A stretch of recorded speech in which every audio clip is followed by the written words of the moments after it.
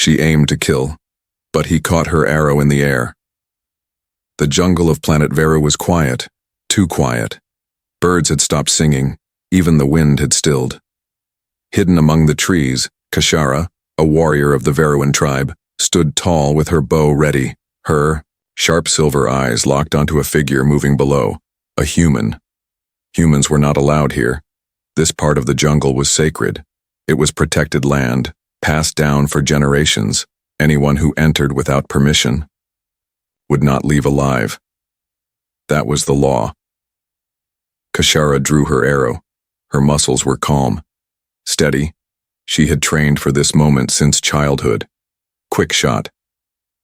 Clean kill, she whispered. She aimed at the center of the stranger's back. But just before she released, the human turned. He didn't run. He didn't speak. He simply raised his hand, fast, too fast. And then, the impossible happened. The arrow flew through the air, and he caught it. Kashara's eyes widened. She stepped out from behind the tree, stunned. That was not possible. No one had ever caught a warrior's arrow before. The human stared at her, holding the arrow in both hands.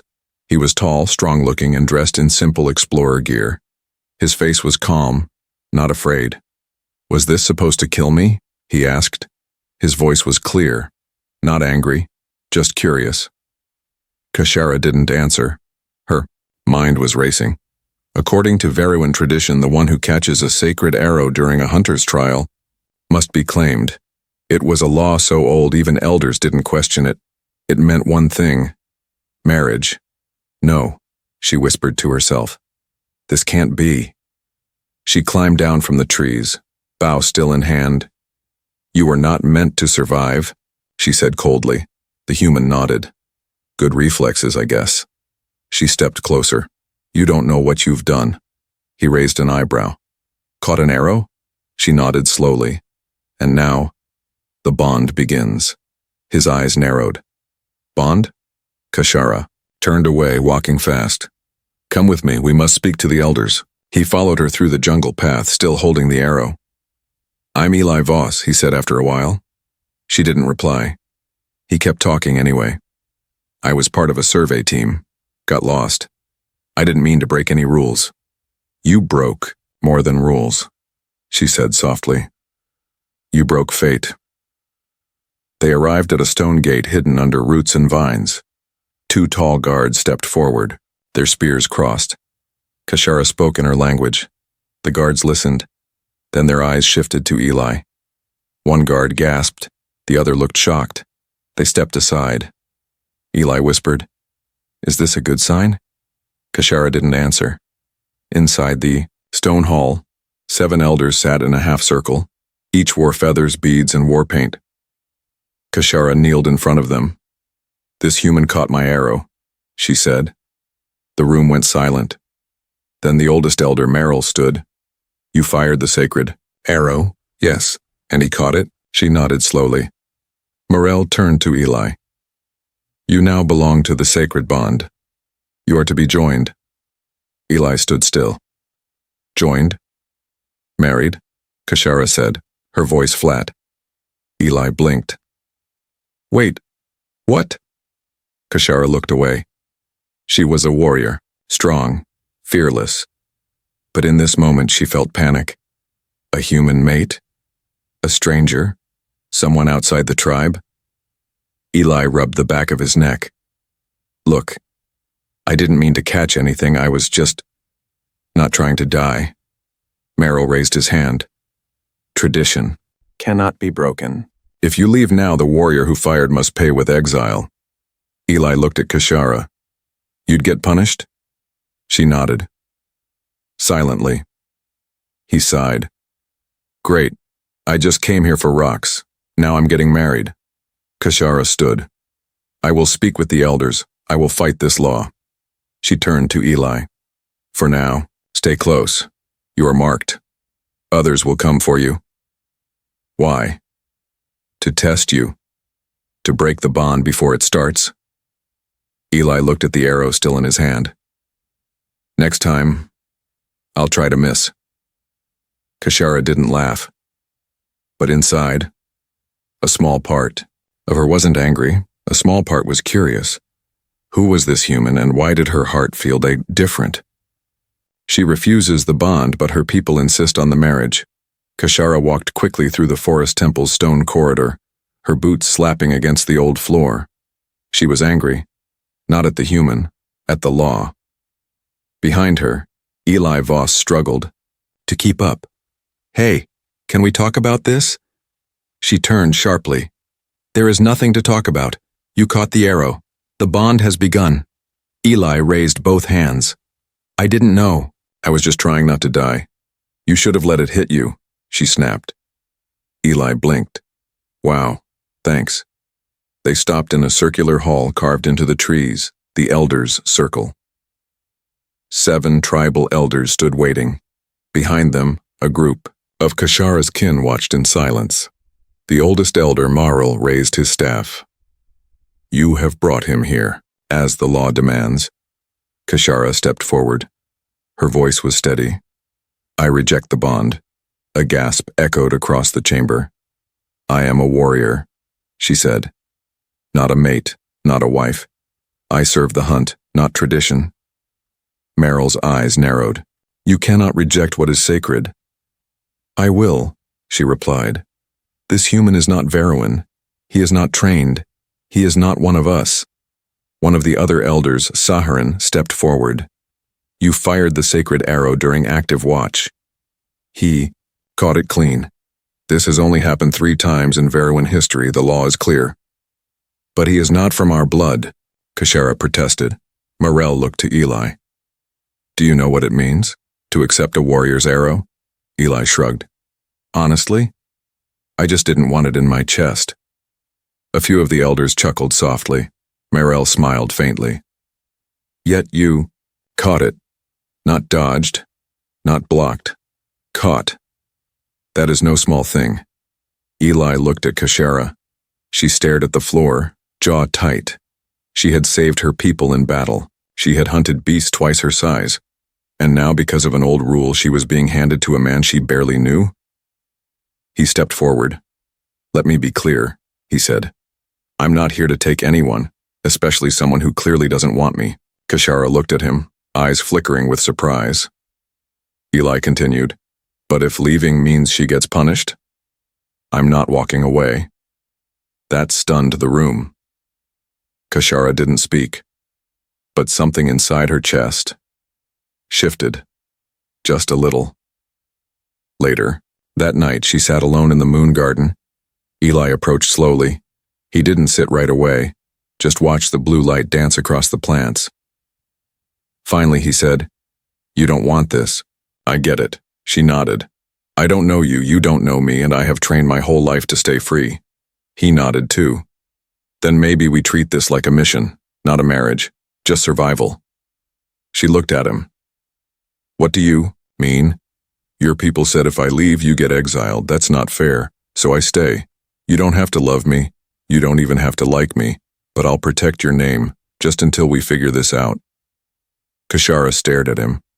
A human, a stranger, protecting her reputation, not demanding her, not using the bond to gain power.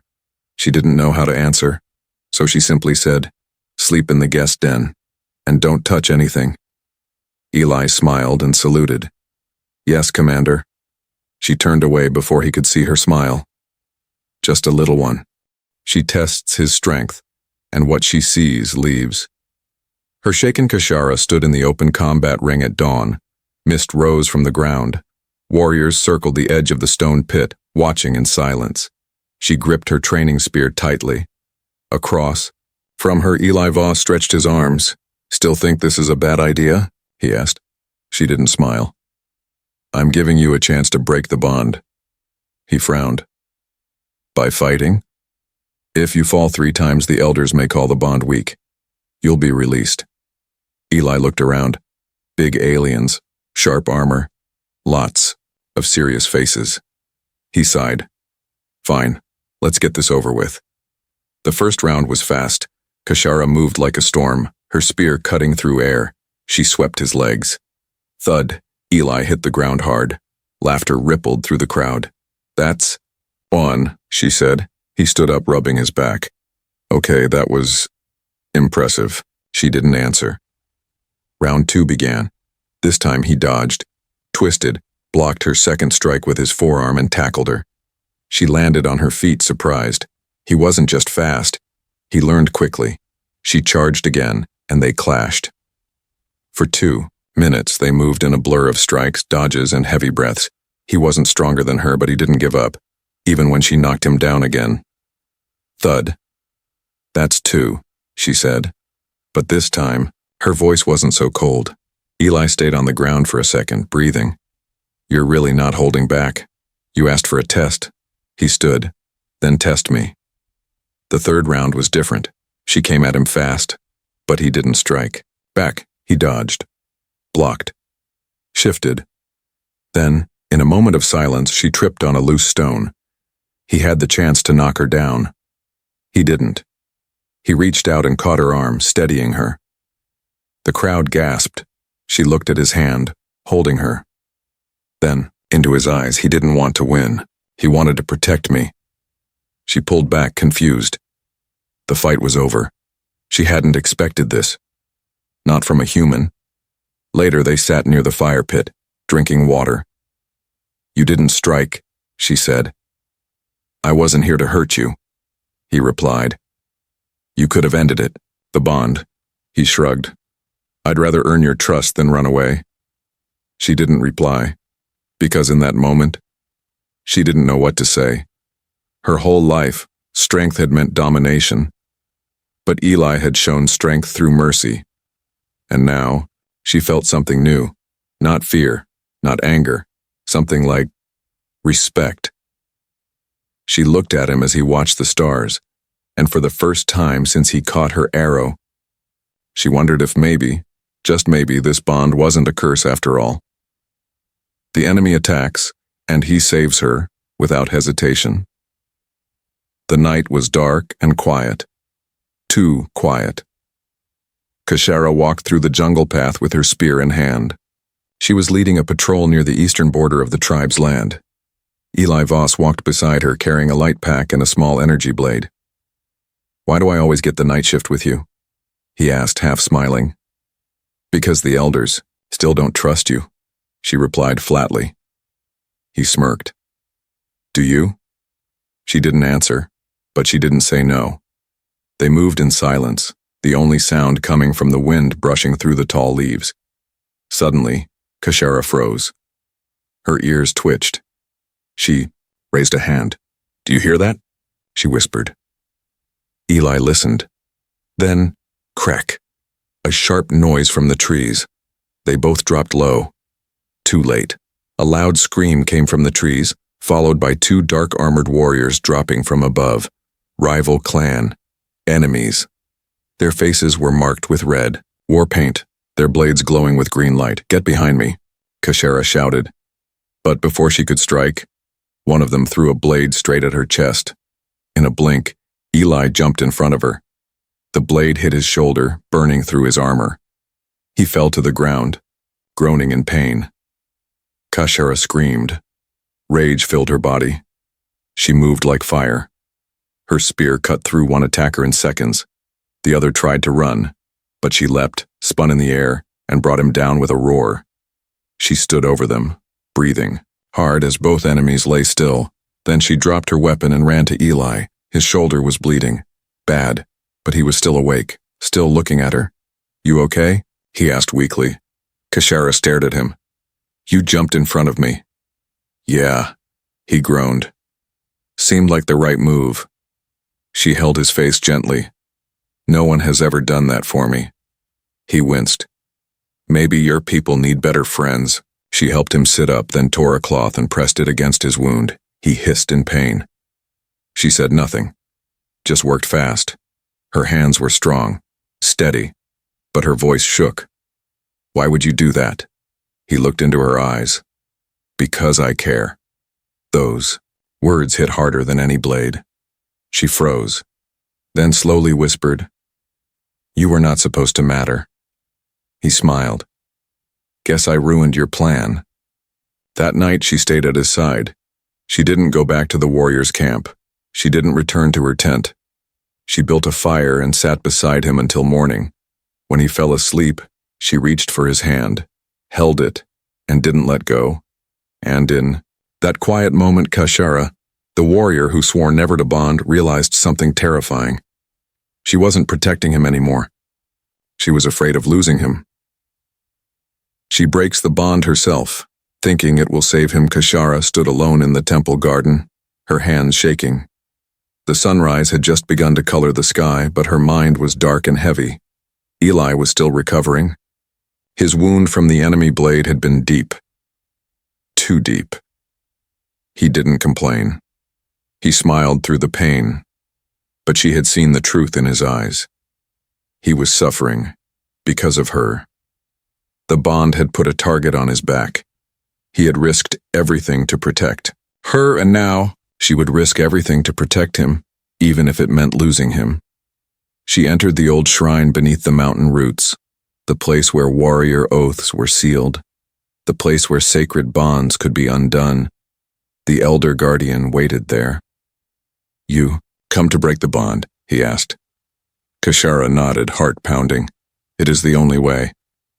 He studied her. Breaking the bond means he will forget the connection. It will fade from his heart. "Are you ready for that?" She closed her eyes. Her chest felt like stone, but she whispered, "Yes, if it keeps him alive. I will carry the memory alone." Back in the healing chamber, Eli woke up slowly. His shoulder was wrapped. The pain was dull. But something felt wrong, empty. He sat up, confused. Looked around, no sign of Kashara, not even her scent in the air. He stood, ignoring the pain, and searched the camp. Nothing. He asked the guards. They said she had left at sunrise. No goodbye, no message, just gone. Later that night, Eli sat near the river. He held the broken arrowhead she had once used to train him.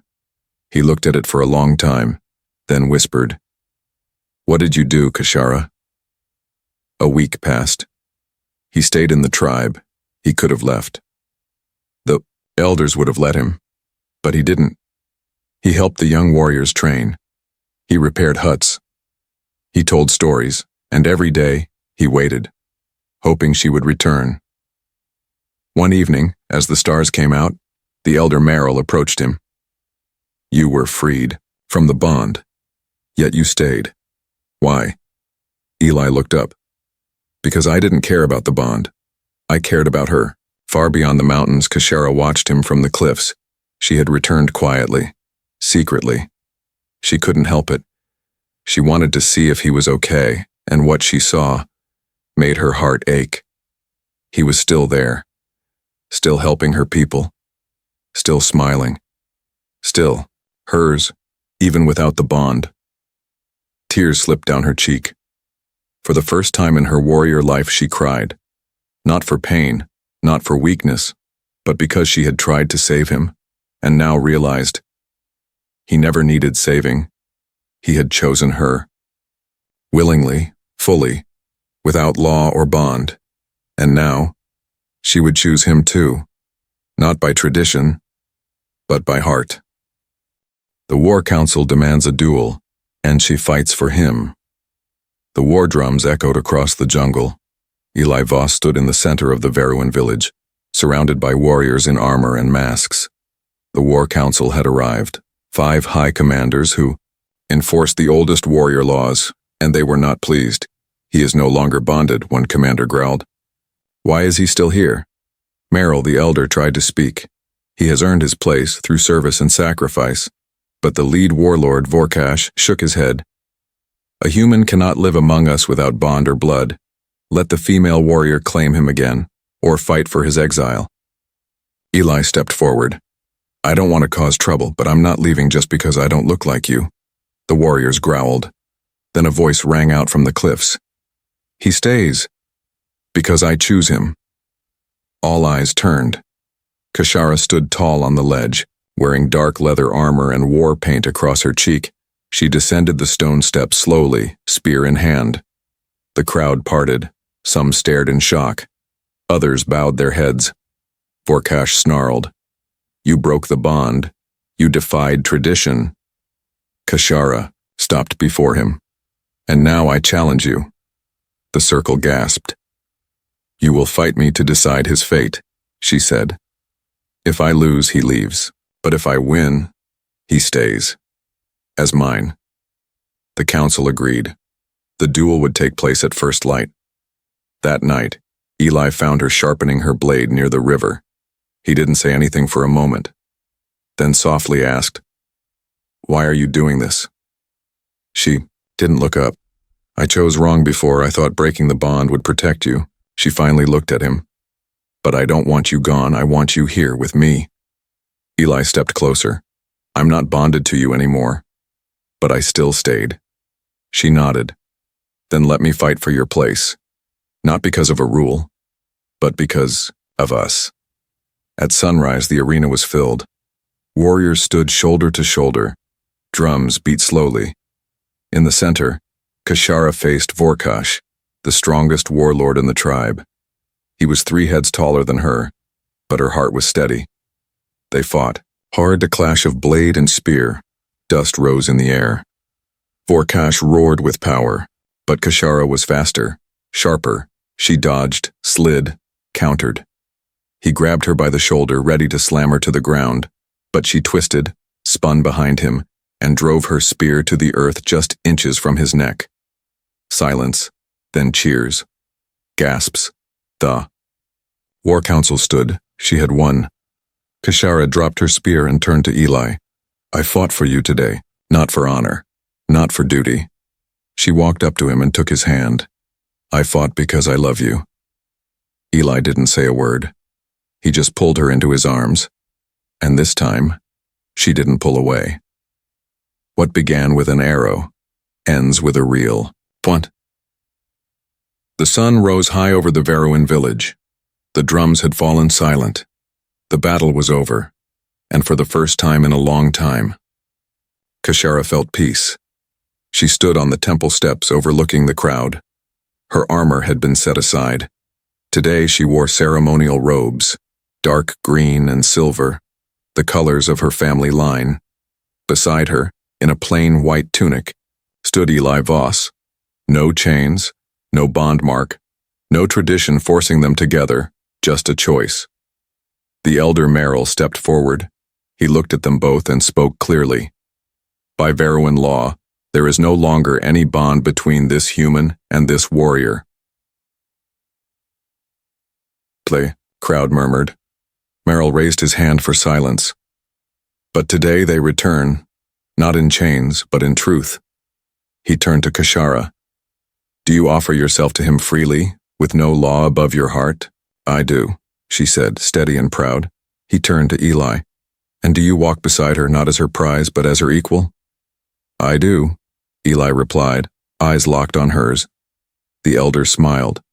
Then the bond is reborn, not sacred by rule, but sacred by choice. The people cheered. The council bowed. Even the warriors who once doubted now stepped forward to honor them. Later, as they stood in the garden where it all began, Eli laughed softly. Not bad for a guy who just caught an arrow. Kashara smirked. You were lucky. He stepped closer. No. I was fated. She rolled her eyes. That's even worse.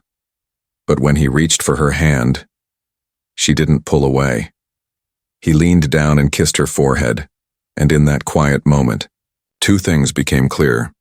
She was no longer the warrior who feared the bond, and he was no longer the stranger who fell into her world by accident.